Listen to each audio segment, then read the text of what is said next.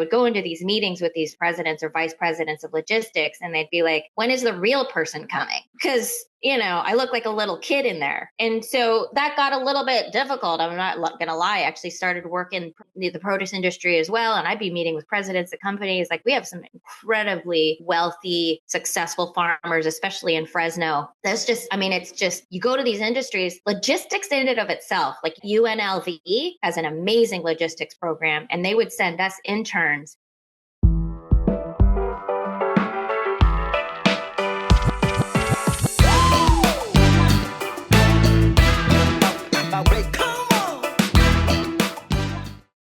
Welcome to the show. Don't forget to tell your friends. We've got some wonderful episodes this season. And today we've got Nelma Maddox, who's going to get into the road to pharmaceutical sales. And if you're not interested in pharmaceutical sales, this is still a great episode because Nelma's going to talk about leadership and the rise to management. And she says true leaders see something in others they don't see in themselves. We're going to get into balance and impact and attention to your legacy in your community, in your job, in your friendship circle, with your family. We got it all here. Welcome to the show and welcome to the Edge of Excellence. Well, Nelma, thank you so much for making time from all the things you do. And I see you all over the community all the time. So I know you're super busy. Thank you for making time to share your wisdom with the 20-somethings of the world. Welcome to the Edge of Excellence. Thank you. It's my honor to be here. I'm so flattered to be asked. Oh, I don't know about that, but we'll take it. We'll take it. Well, we're going to dive deep into pharmaceutical sales and the path to being an RVP, which is a regional vice president of a pharmaceutical sales company. We're going to get into getting a PhD in global leadership and change. We're going to get into, you got many community passions, I know, because I see you at many community different things. I didn't know until I read your bio, helping youth find the right leadership journey. So we're going to get in on that today because that's what we're doing here. But before we do, what is your definition of excellence? So my definition of excellence, I thought about this for a little bit. But it really always kind of came back to leaving something better after you have touched it. So you definitely do that. Well, that's kind. I don't think I always had that in mind, though. I think I probably had that vision about 10 years ago. I've done a lot of training for management development, and I've been very fortunate to be well-versed in DISC. I know you're big on DISC. Yeah. EI, which now they call EQ, a big follower of Simon Sinek, Leaders Eat Last, and Malcolm Gladwell's Outliers. There's just a lot of things that I've tried to tweak along the way that have really helped me sort of get to that vision. Simon, if you're listening to this, that's like the 20th endorsement. Do a speech for Cato. He's reaching out. Cut him a deal. Simon Sinek's rates are very high. And when he was just starting out, his rates were zero. Yeah. And we want some of those zero rates for those of us that knew him before he was famous. And Mike Cato really knew him before he was famous. Well, I see you around. And I would say, and I just say, I think that people don't realize who they are till later in life. They don't realize what they stand for maybe till later in life. And you start to realize because of what you've already done sometimes. Yeah. So yeah, what are my values? Oh, what have I done? What do I stand for? What's my definition of excellence? Leaving something better after you touched it. I bet that was always just subconscious. And I see you, right? I see you at, I don't know how many different charity events. I always see you at the Pretend City stuff, but I've seen you at other stuff too. You're out and about in the community. You've offered to help my kids, my godkids, all kids now coming on here. So I bet you it's been deep in there for a long time, but it became more obvious after you did it 100 times. But I like that. Excellence is leaving something better after you have touched it. That's pretty cool. And we're going to get into all the different things you've been a part of. And I love doing these because I know people, and I've known Nelma for a long time. Nelma worked with my wife in my wife's first professional job after college. Yeah. And then I see Nelma at different events, and I forget all the different events. I know it's always at the Pretend City, but I didn't realize you were getting a PhD. I didn't realize. I knew you served on boards. I didn't realize that you were on so many boards, which is, that's touching a lot of things for the benefit of others. Typically, nonprofit boards don't pay, profit boards, for profit do. But you and I spend our time in the nonprofit board world.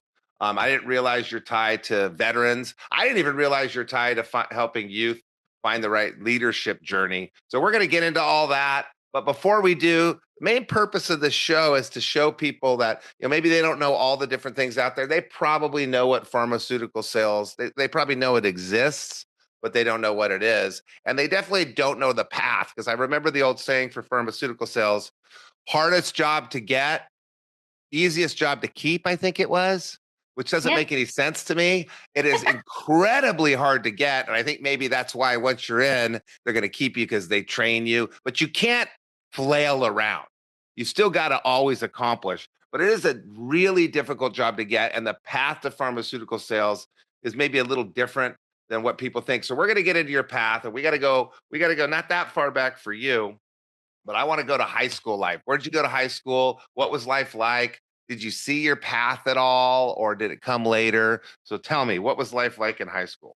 So I went to South Torrance, which is in what are Southern California, South Bay. I didn't. Yeah. So what's interesting about that is I was very fortunate. I was one of the only kids in my family. First of all, I'm the only person who's born in America out of my family, meaning our immediate family. So both of my brothers are born in the Philippines. I was the only one born here. Wow. That comes into play because I've probably lived a life where it was just sort of like, American, right? Like go to family parties and get my Filipino culture in there. You eat your lumpia and your pancit and all that. And I know you and Jill know everybody. So I'm sure you've been to a Filipino party where it ends up in karaoke. I know I'm digressing a little bit, but high school for me, probably the most significant thing was that I was junior class president and senior class president. Okay. And so that was probably where I learned to hone my leadership skills. And that came from my fifth grade, actually. A teacher by the name of Mr. Berger went up to me, took me aside, and he said, "You should be the president of our class." And this was fifth grade. And I didn't know what he meant. I knew my grandpa was a politician in the Philippines, but I'd never really even connected. You're in fifth grade. What are you, 10? So sixth, seventh grade, that all passes. Freshman and sophomore year, I'm kind of like touching politics a little bit, ASB as they call it. And I had some of the lesser roles. And then I sort of got the courage to go for junior class president and then senior class president. So I would say that marked my journey quite a bit. So this Mr. Berger guy from fifth grade, and I remember Miss Sievert, and I remember Miss Harriger. Mr. Berger planted this little seed that you should be a leader. You should be a leader of your peers in fifth grade. And did you remember that when it came time to sign up for the application process and do the campaigning?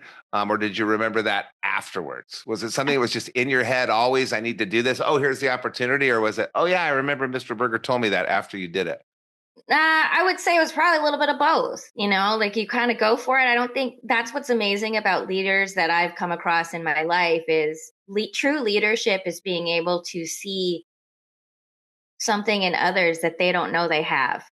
And in the last 3 decades of my life, I've really sort of dedicated that type of approach to everyone I meet, because in our lives, you get this opportunity to meet kids. I mean, you can see sometimes when a kid is 10, 11, 12, they have leadership and they just need somebody to tell them that they're a leader. Yeah. And you never know, Matt, and I'm sure you've done this because you influence so many people, that something you've said has touched a youth in a way that they will come back to you 20 years later and say, you did that. Well, I never get that. But you will. But I do have a line that I say, don't let me believe in you more than you believe in yourself. Because a lot of times, especially nowadays, and if you're listening right now, Nelma and I are sympathetic to the horrible situation of social media.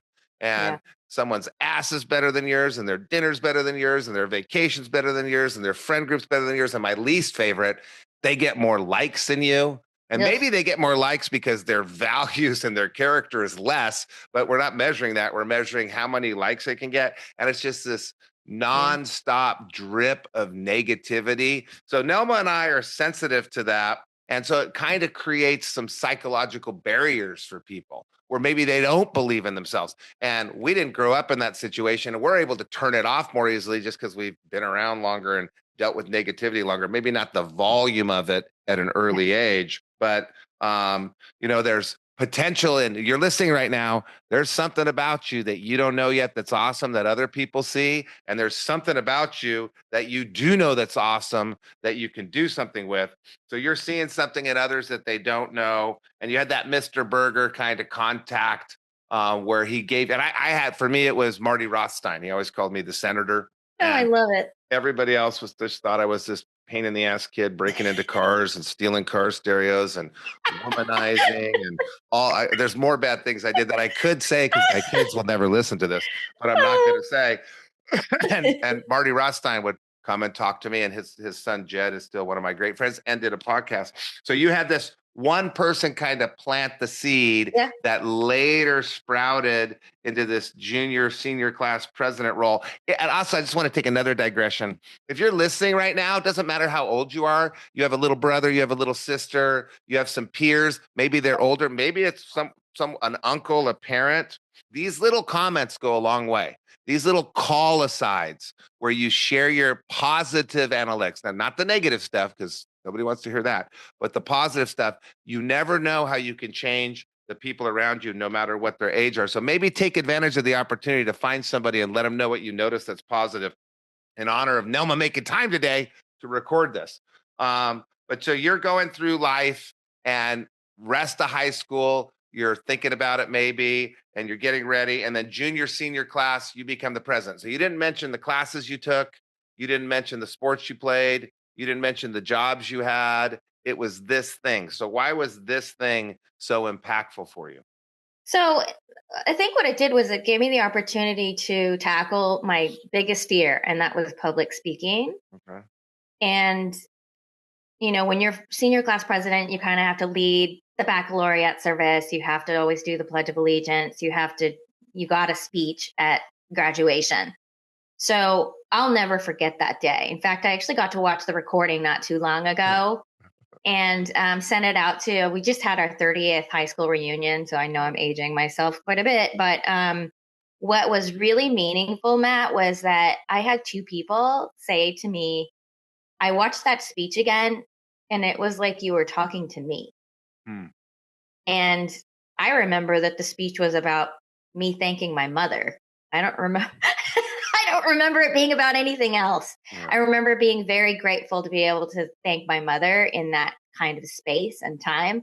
And now that she's 83 and she and I have gotten to go through a journey of her beating cancer last year, it means even more now. So not to get mushy, but my parents are a huge foundation in who I am today. They both worked their ass off and sacrificed a lot to come to America in their 30s and start over again. So that's a big part of my story is my dad was a pharmacist, and it was lost on me. He had to start a construction company here because you can't be a pharmacist when you come to America. You can't just pick up and do what you want.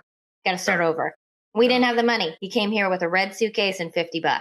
Yeah. So, to look back on that sacrifice, that's a big driver for me. And I wonder if that's a big driver for Gen X, that we just do. We don't talk a lot. And I think we're doers. It's action. And when you talk about seeing me everywhere, you have to be in all those places to see me everywhere. So it's not lost on me that you and Jill are huge pillars in our community and what you've done for St. Mary's in our past. And then all the things that you guys continue to do behind the scenes. You have to know that your kids also are carrying on your legacy. Like that's super fun for me to watch. Yeah. So for the time that we've known one another, like I know you are hilarious about how you talk about your kids. Well, they're not such a pain in my ass anymore. So I don't share, except for last night at Kennedy's birthday, which was a disaster. So it's not always the stories of peeing on the floor and letting the house burn down while you sat with Yes. your friend watching a TV show. So those are gone. Now it's more, oh my God, Jake's done this for the business and Kennedy's doing that. Yes, that's what I mean. Yeah. I love it. I've gotten to do that for all of it. I forgot about St. Mary's. So I don't know what it was, what I did in high school, my high school years that has caused my memory to not work. But yeah, there was the St. Mary's thing. Yes. Before there was the Pretend City thing. So back to your high school, everything else was normal. You're getting normal grades. You're getting your normal jobs. Did you know you wanted to be in pharmaceutical sales? Did you know you wanted to be in sales? No, not at all. Did you know you needed to kick ass to get ahead, or not really? No. So my first job was 14 years old, and it was a summer of, I want to say freshman year, maybe even like eighth grade summer. And my dad got me this job at this burger joint, and the hours were between 11 and 2. And it was so that I wouldn't hang out on the beach with boys. Oh. So I've always worked. I've always had a W-2. He picked the wrong time. 11 to 2, 11 p.m. to 2 a.m. is the dangerous hours. 11 to 2 in the middle of the day, the boys are still sleeping. He's an immigrant. Give him a break. So, $2.25 an hour. I had to stand on a milk crate to take people's orders because I still wasn't my full grown height at 5'1" yet. I don't think. Yeah. But it was just his ploy. You know, my dad was in construction, so he would actually go to coffee and donuts with Tiger Woods' dad. Huh. Like that's the area he was in. Yeah. He was friends with all the Greek, hamburger shop owners. And then Jerry Buss was like part of that whole scene. So my dad's dream for me was to own 3 burger shops and then become a real estate mogul. Like that was his dream for me. So I didn't really know. I wanted to be a teacher. Yeah. And what I got for wanting to be a teacher was I got sat down at an Olive Garden at 22. The Olive Garden that's right here in Laguna Woods. Yeah. right around the corner. Yeah. And my parents sat down and said, "You can't be a teacher. You're not good with kids. We're not paying for any more school. You're done. So get a job that makes money and just start life." How old were you? 22. So that was after college. Yeah. Okay. So I want to back up, and I just want to throw another thing out there for the listeners. I wanted to be an archaeologist or a rock star. You maybe didn't want, but you were being directed towards 3 burger shacks, and you wanted to be a teacher. Neither of us do anything like that. There's probably another thing along the way. I wanted to be a lawyer. I would be a horrible lawyer. You probably wanted to be something. So if you're thinking right now, oh my God, I got to figure out if I want to do what Nelma does. I got to figure out if I want to do what Matt does. You don't. You have to go out there and explore until it kind of hits you. So you're in high school. You're doing the student body government thing, probably not making fake IDs from 11 to 2 p.m. a.m. in the school office like I was. Got caught, didn't get busted. Oh, that's awesome. You're working hard, and then you went to college. Where'd you go to college? So I started at UCR. This is kind of a long, crazy story, but I hope this also helps your listeners. By the time I graduated with my degree from UC Santa Barbara, I had gone to 4 colleges. So I did know that. You've told me this before too. Yeah. Thank God you ended on the best one. UC, I saved the best for last. Yeah. UCR for 1 quarter. Oh, wow. My mom had lost her job, but typical Asian family, they don't tell you when things are going wrong, right? Yeah. They would have kept me in school. They would have sold everything they owned to keep me in school. Yeah. My oldest brother had to come home and say, "Hey, listen, your grades are really bad. You don't know what you want to do. And you need to understand that mom and dad can't afford for you to be in school." So at that time, UC tuition was 91, 92, and it had gone up 40%. Okay. So that was a lot for us. So I didn't claim independence yet because I didn't know I was going to have to do loans. So I came home, did community college. They simultaneously moved to Maryland. So that comes to play a little bit later. They begged me to go with them. And my mom proceeded to work for NIH for 10 years, basically. And I wasn't having anything to do with it. I wanted to stay with my boyfriend who was here in California. Oh, yeah. He was at Santa Barbara. Dad's job thing didn't work, did it?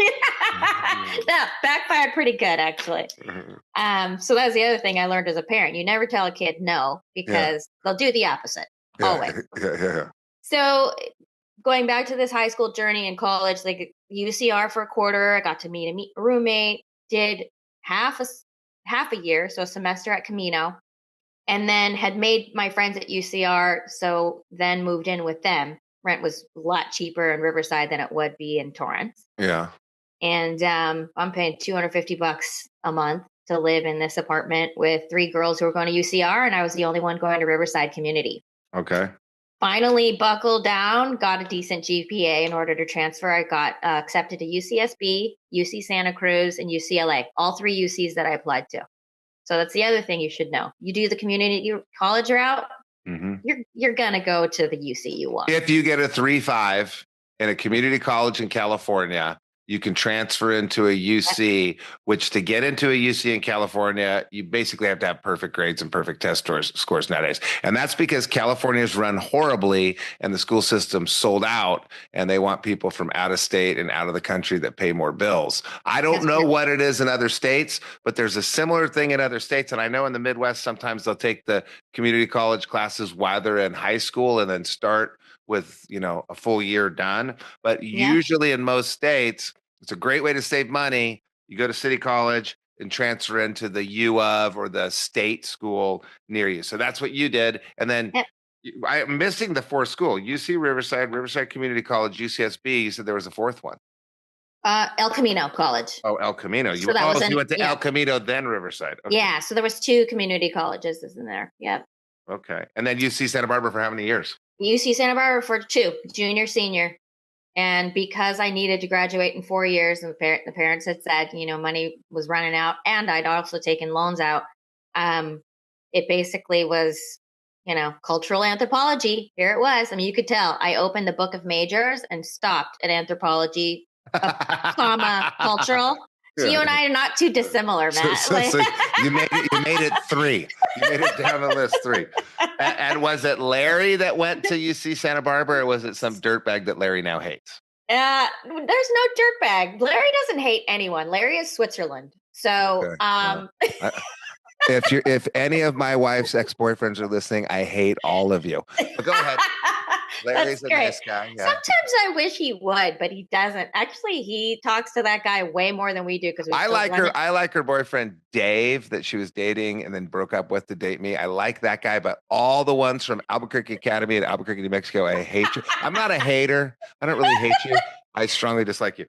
So you found not Larry and went to UCSB for 2 years. And then you were studying cultural anthropology, which again is a strange path, right? You didn't know what you wanted to do. You didn't know you wanted to go into pharmaceutical sales. You studied cultural anthropology because you wanted to get a degree, but you didn't know where. And you use that for pharmaceutical sales, which again, you don't have to have a bio degree. It helps. You don't have to have a chemistry degree. It helps. If you want to go into finance, you don't have to have a finance degree. It helps. You can always take some of those classes after. So what was the path out of UCSB into pharmaceutical sales? Yeah, so it's kind of wild. I kind of know this one too. It is so weird. We went to the same college. You work with my wife. Our kids went to the same school. We support the same charities. Yeah.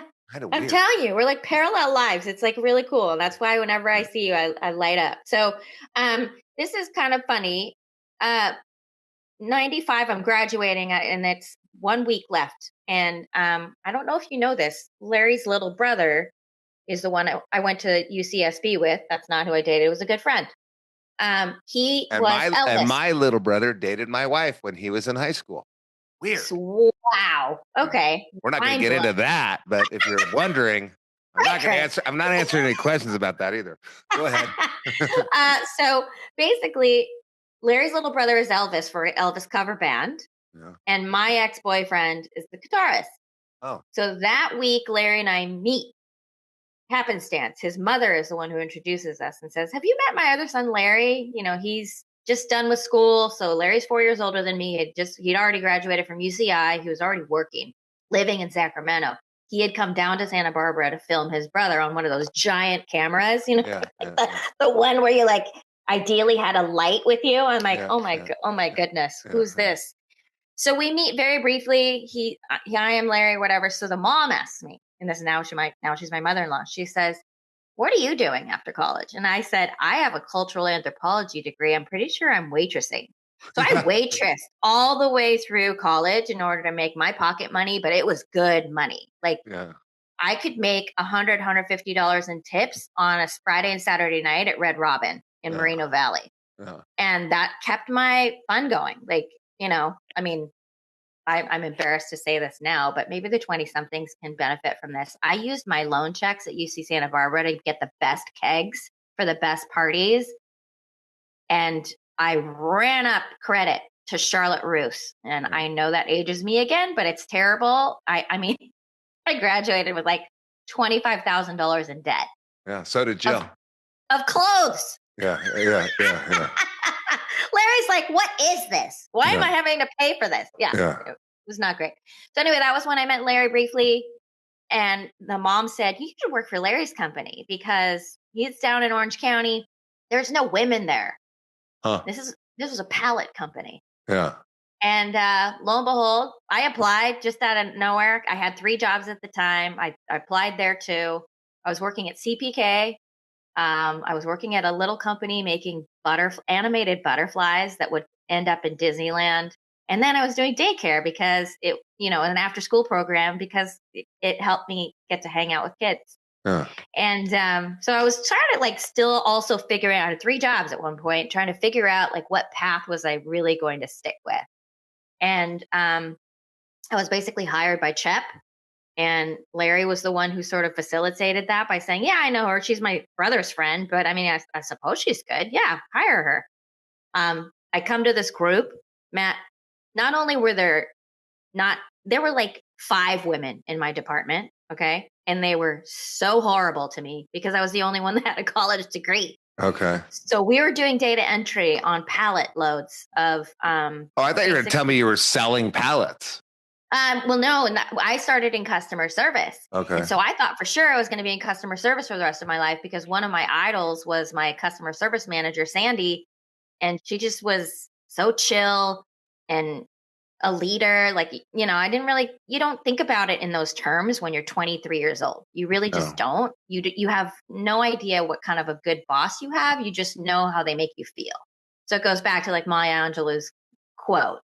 You don't remember the things, you just remember the feelings. And that's kind of what it was. And because of her, I was like, oh, I have a future in customer service. But it was my husband, Larry, who was like, hey, have you ever considered sales? And now that he and I are married, I know the whole ploy was get in sales so that I don't ever have to pay for a car and I don't ever have to pay for your insurance. And you'd have a 401k that was growing and doing something that has nothing to do with me. Yeah. He wanted the free ride. Yeah, basically. Yes. Yeah. So that's what ended up happening. And were you selling pallets? I ended up selling pallets. Yes. And let me back up. You worked really hard in college because you needed money, and you worked at Red Robin and you did waiting, and you got through college without getting any other experience besides that. So you thought, I'm going to have to keep doing that. You used your connections and worked hard to get a different job that you thought was then going to be your career. So now you've gone through the waiting career, the customer service career. Serendipity hits, this is the way it works. Just keep your feelers out there, try different things, check it out. Yep. I think you should do sales. I don't believe that was Larry's motivation. I think he saw you as a leader, like you just said. You can tell in a few seconds when they're young. I think he realized, hey, maybe there's something better for her, so I'm going to go with that. And you started selling pallets, which I just love that. And if you don't know what a pallet is, it's the wooden thing underneath all the cases of water when you go to Costco. And yes, people have to sell those. And then they get used and you have to go figure out how to buy them back and resell them. And it's a crazy industry of pallets, Yeah. but we need them and they cost money, and you can't just burn them in your bonfire at University of Wisconsin after you win a football game. We need them to move things around. So how long did you sell pallets for before you moved to Xerox? Yeah, I did that from 1995 to 2000. So, So 5 years of selling pallets. 5 years. Yeah. And if there's something to test your skills on, it's a pallet. A pallet is a pallet is a pallet. Why is your pallet more expensive? What's better about your pallet? So that's a pretty difficult sale that you did for 5 years. Was there training? Did the company train you on this, or did you have to figure it out? Absolutely. You basically, their training was trial by fire, really, because you start in customer service and then you get to kind of do, when you were my age, you kind of got to go around, and there was a formalized managerial program that they had, which made you touch every single department. I happened to get to touch every department just because of the rate of the growth. It was CHEP, stands for Commonwealth Handling Equipment Pool, which basically started from in World War II, Australia just took all the tanks and everything that was left down there in Australia, and they started to rent it because they're like, what are you going to do with Jeeps and trucks and trailers and whatever the case may be? So the pallet was like sort of the concept. So they were the only rental pallet company in the US at the time. Are they the blue pallets? Yeah, they're the ones at Costco. Oh, I didn't know they're at Costco, but I know a lot about pallets because a friend of mine has this Niagara water company, and he just like did the science on fitting more water on pallets. And he's the guy that invented the shrunk wrap cases instead of the cardboard cases. Remember, they used to be in a cardboard tray. He invented those flimsy water bottles that collapse, but he made them so they'll hold up this way, but they'll hold up from top to bottom, but not from the side. So I know about pallets, and now I pay attention to pallets, and I know about the blue pallets because everybody else, you buy a pallet and then it goes in I used to load pallets in the back and throw them away and burn them. But the blue pallets, they come pick them up. So you're selling the blue pallets, and then how'd you get over to Xerox? So you're renting them. So this is what's really cool. Renting them. Yeah, so you're renting them, and then this is what's wild. When Larry left, he left me with the account. I happen to be the account manager on Nestle. So he sold Nestle the rental agreement, and then I came in and took it over. And the hilarious thing is I would go into these meetings, and you got to remember, I mean, I'm going to flatter myself, I'm not trying to. What I'm saying is I would go into these meetings with these presidents or vice presidents of logistics, and they'd be like, when is the real person coming? Because, I look like a little kid in there, right? And so that got a little bit difficult. I'm not going to lie. I actually started working in the produce industry as well. And I'd be meeting with presidents of companies. Like, we have some incredibly wealthy, successful farmers, especially in Fresno. That's just, it's just, you go to these industries, logistics in and of itself, like UNLV has an amazing logistics program, and they would send us interns. And that was actually who we would hang out with in the summer because they were, they're single, they're there for an internship. But they're people who literally dedicate their whole lives to what your friend was talking about, is that shrink wrapping, making sure things fit, 26 pallets fit this way on a truckload. That's what makes the world go round. There's activity-based cost modeling, which is something that Larry invented and lectured on, which is one of the reasons why I, kind of fell in love with him, really, is because he's such a great teacher. And brilliant when it comes to stuff like, we're like, wow, that's really boring, but he made it sound, halfway interesting. And but sold water companies like, what is that one right up in, well, we definitely went to Perrier, Arrowhead, Niagara. Niagara. A lot of them were owned by Nestle. So I see the blue pallets going into Arrowhead when I go up and go skiing. See? So this is the transition, which is really funny. Nestle at the time owned Alcon. Okay. So you were working for a Nestle company, and the Nestle, you didn't go to Xerox. Jill went to Xerox. It was only at Alcon. For some reason, I thought you were at Xerox with Jill too, and Alcon. So Nestle bought an eye solution company that makes different sort of drops for different medical uses that eye doctors use. Some of it you can buy over the counter. Some of it you need a prescription for. So you're selling pallets, and this is good if you're listening. Find a seat on the bus, then find your path. So Nelma found a seat at this weird company. It was the wrong seat, moved into a different seat that seemed to be the right seat for 5 years, renting pallets, which probably sounds crazy to you. And then next thing you know, she's in pharmaceutical sales for Alcon because they were also, so you transferred from one sales position in a company to another sales position. That's right. All right. Yeah. And it was incredible because you had to find out that Alcon used sterile pallets. So they really weren't even like a match between us. CHEP is blue and they're rented. And so they're used over and over again and they're considered recyclable. And when you're talking about Alcon, it's about what you're talking about. And that is you need brand new ones. They need to be completely sterile. But you weren't selling pallets at Alcon. You were selling the actual eye solution. Well, no. So I was trying to sell them pallets and realized that there was such a thing as a pharmaceutical company called Alcon. And I'm like, pharmaceutical sales? What is this? Yeah. Okay.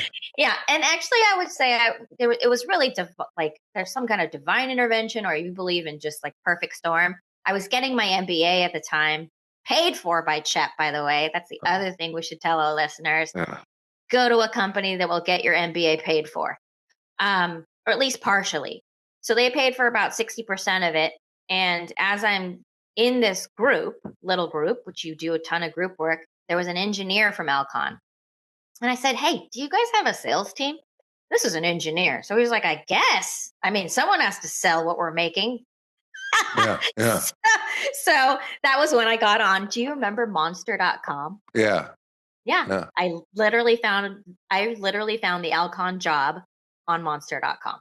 So you applied to Alcon. So you're in a company. You applied to a company owned by the same company as you. Yep. And it was very difficult to get that job, but you had 5 solid years selling a commodity. If you can sell a piece of wood rent a piece of wood out to somebody, you can sell what I believe was highly regarded as the number one solutions in eye care. There was Bausch & Lomb that you all competed with, which was more over-the-counter stuff, but you're selling stuff that the doctors are prescribing and the doctors using. And how long did you work at Alcon? 12 years. 12 years. And moved up the ranks to management level at Alcon. And then am I right in pharmaceutical sales? It's hard to get in, really hard to get in. You got to find your path. And this is an interesting path. Look, go explore. See what you don't know. Try different things out. Customer service, and then sales, and then rentals, and then wait a second, this looks even cooler to me. And you're just out there feeling.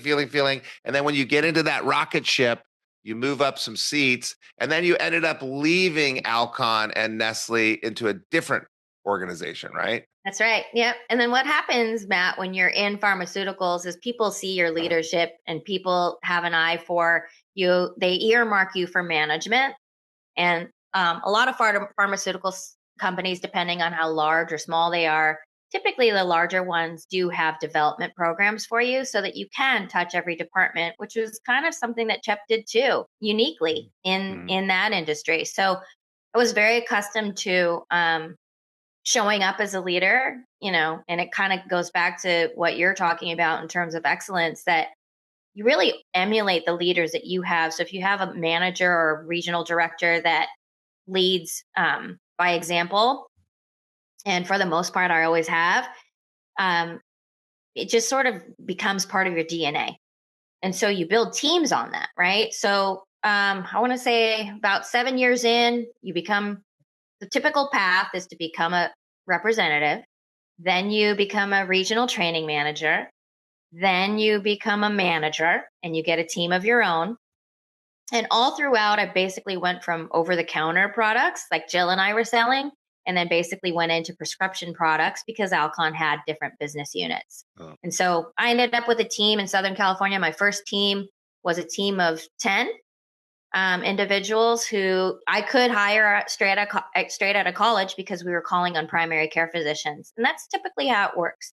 If you want to call in a doctor that has specialty, which is how my path ended up going up, up and around, sometimes parallel, the end game a lot of times is highly specialized. So you end up in rare disease or oncology. So I don't really want to speak for everybody else because some people may not think that that's the end for them, but that was really all my goal. My goal was to either become a regional vice president like I am now, or a regional director, and that is to have, become a leader of leaders. So you come in, and I just want to flag a couple of things that you said. Pharmaceutical sales is a high investment industry, a lot of barrier to entry, a lot of different testing that goes on that costs millions and millions of dollars to get a drug to market. And so you're usually dealing with somewhat bigger businesses, and there are small companies that start it, but they got to go raise some money. They're going to be big by the time they come to market. So therefore, they might be a better structured, more well thought out company than a small entrepreneurial company. Like a lot of times, small entrepreneurial companies are just making sure they survive. And that's a great company to go work for too. But in this pharmaceutical industry, they're going to have training. They're going to have a path to leadership. They're going to have a development program. They're going to pay for MBAs. And some of the investment bankers will have that. Some of the consulting firms will have that. Pharmaceutical sales, medical device sales will have that. So you're taking advantage of training, path to leadership development. You move from rep to regional training manager to manager. And the goal is to move into leadership typically, or if you don't want to be in leadership, to move into rare disease and oncology, because you need to be an expert in the medicines, the competitors, the methods, the contacts. So it's like the Super Bowl of pharmaceutical sales. And then you stayed at Alcon for how long? 12 years, you said? Yeah, 12. 12. And then what came next? And so for the last decade, what ended up happening was I started following leadership to other companies. And so a leader that sort of plucked me. I don't think maybe LinkedIn was around then, but it was just phone calls. And it still is a lot of times. It's these little phone calls on the side, almost like an agent. Hey, we've got a spot out here in SoCal. We need somebody to lead a team. So it was the leader that plucked you. He was someone that was she was at Alcon, moved over, and then later on they said, hey, Nelma, come move with me. Yeah, exactly. Because they knew, and this is important. You're not going to get around hard work. You're not going to get around achievement. You're not going to get around being excellent. You're not going to get around what have you done for the company. Not what's the company doing for you. What have you done for the company? But all your peers are noticing. You're not going to get away from peer leadership. You're not going to get away from the leadership ladder. And when you do all that stuff, all these people want you on their team. They got traded to a different team. They went to a different team.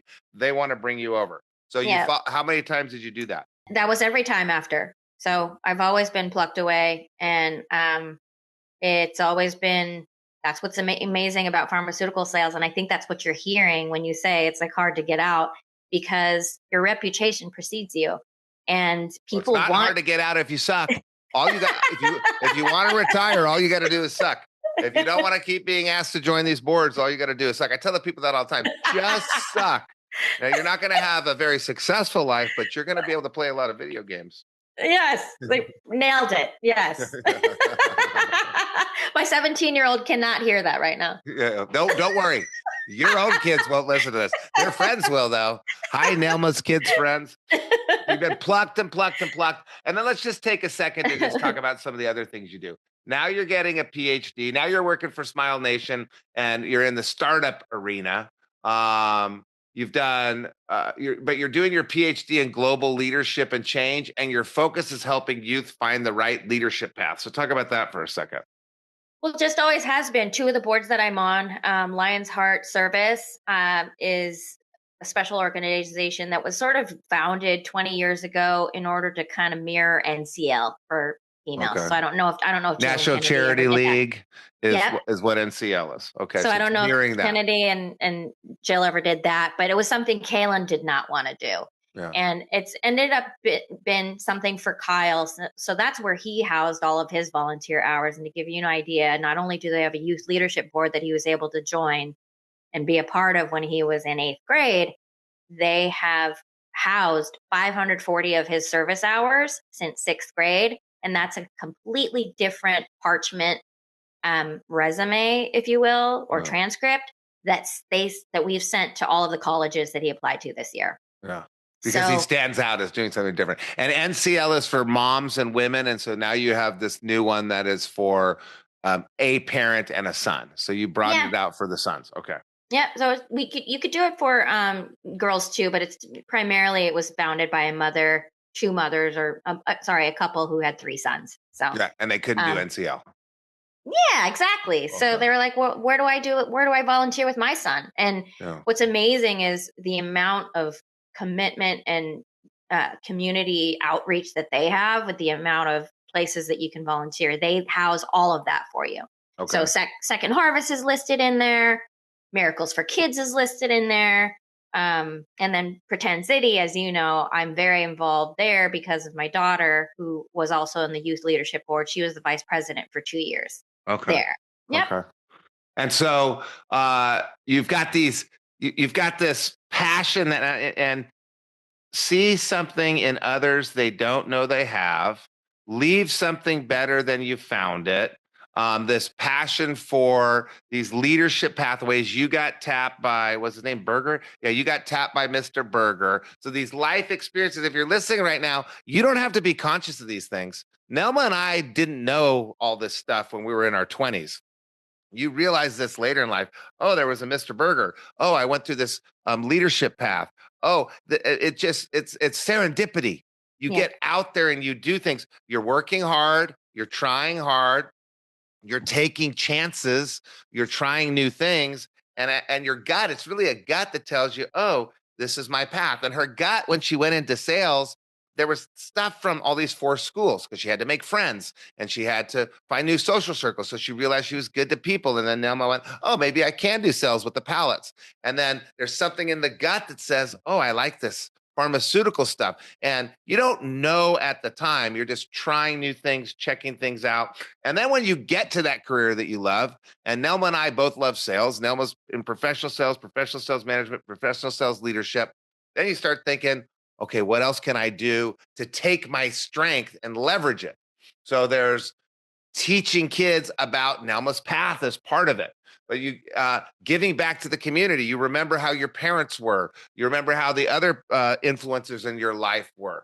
And you realize, okay, this is how I want my life to be. So you don't have to know right now how your life's going to be, and you don't need to know right now where you're going, but you can stop and think about, maybe take some notes. What are some of your goals? What are some of the things that you like? You can stop and have conversations with people around you, like Nelma was doing, to figure out, oh, is there a salesperson in your pharmaceutical sales company? Oh, I guess there is. I'm an engineer. I don't know. This is how the path goes.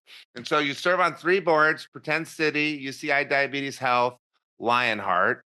You've helped youth find the right leadership journey through those, and then through your kids working in those. You moved from kind of mega startups, mega pharmaceuticals, to a smaller startup pharmaceutical, which also, if you're listening, that's the way the corporate world works. You start off at Nestle and move down. It's harder to go from small to big than it is from big to small. And when you see a company like Smile Nation, they want someone that's been through the training, the leadership development, has the contacts. All the stuff that the big companies did for you is of value to the small companies. Same thing in the tech industry. Start big. My brother was chief of staff of Microsoft. Now he works at a small business that I have no idea what it's called, because they want all of that experience to make a bigger impact on their small business. Did I sum it up Okay. pretty well?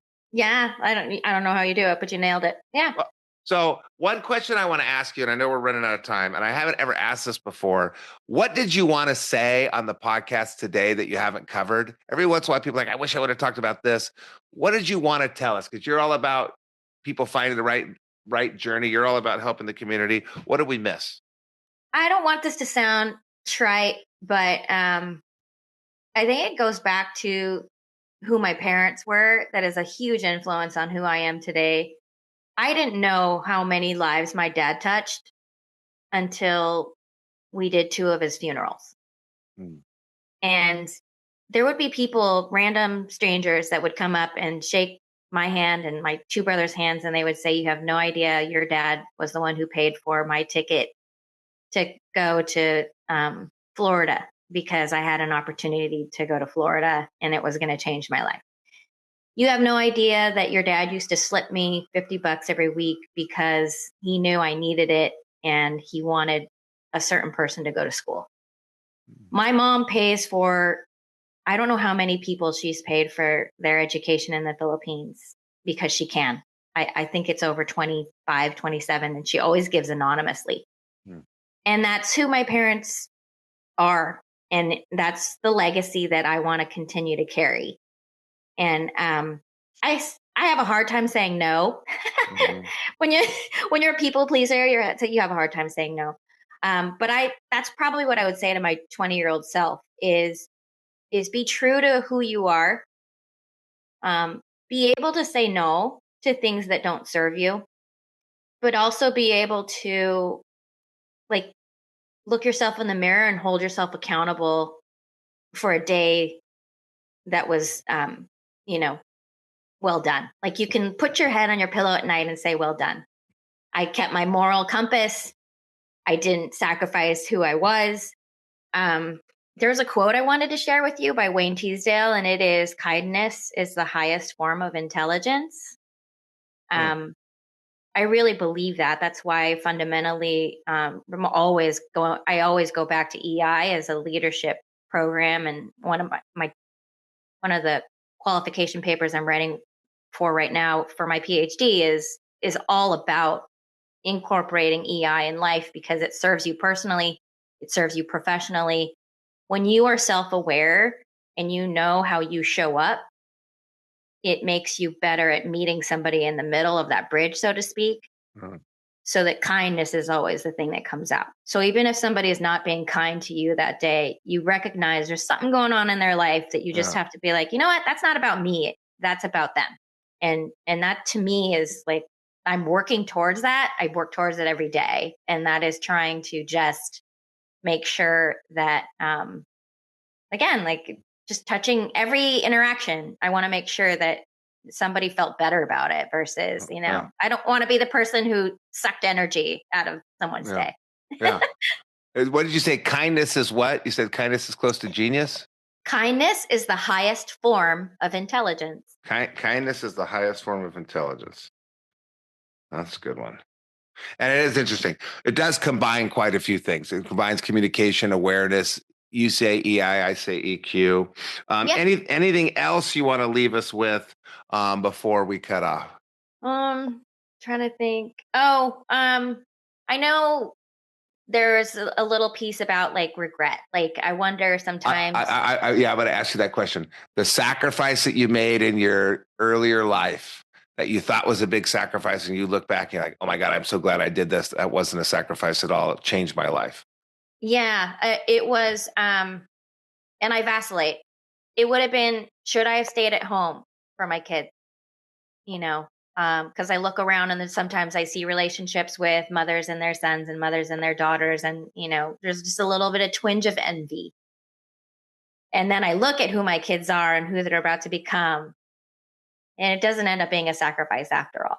They both Mm. have a certain amount of independence within them. Both of them have lived, 3 weeks in London, at two separate times, and both just like crushed it. And they crush it at life. Like they have zero fear about going to live somewhere else. Kaylin's lived at Berkeley for the last 4 years, and I've been the one that's been fearful of Yeah, her yeah, safety. yeah. And then Kyle's headed to Florida, and I'm just so proud of that. And that's what I'm saying about you too. Like you and Jill should be so proud when your kid is strong enough and mentally tough enough to say, I can live somewhere else and not worry about them. There's just something very powerful about that. Well, I will say what you didn't say. So your sacrifice was that you worked and didn't stay home, and you look back and you think that helped my kids become stronger. I'll say this, and I'll say it on record: the worst thing that's ever happened in my family life is my wife not working. So I am a strong advocate for, and I used to listen to Dr. Laura, and I know this is my opinion, not everybody's opinion, but I think it's very difficult to be a stay-at-home mother. And I think if you take high achieving people and put them in that, I think that they're not as good of a parent as they could have been. I was actually just arguing with Jill today because she cannot say no to the kids. She will not push them. She just is always nurturing. And I think some of that comes from stay-at-home momming too much. Hmm. And when she finally started her baking business and had that new passion, I think it made her a better mom. So that's my opinion. I will kind of second what you were saying since it's the end of the show. And hopefully I don't get in any trouble for this. If you do have any hate messages, please send them to Jake Stewart, jstewart@nsgmail. brand manager now. I am not dealing with it. Nelma, thank you so much for making time today. That was fascinating. I appreciate the strange path to pharmaceutical sales that you took, because all paths to leadership and all paths to a career, not all, but most, are very strange and not what people expect. So thanks for sharing your story. Thanks for dedicating yourself to helping youth find the right leadership path. Thanks for coming on the Edge of Excellence today. Thank you. I really appreciate this. This is super, super fun to get to know you better too. Yeah. What a blast.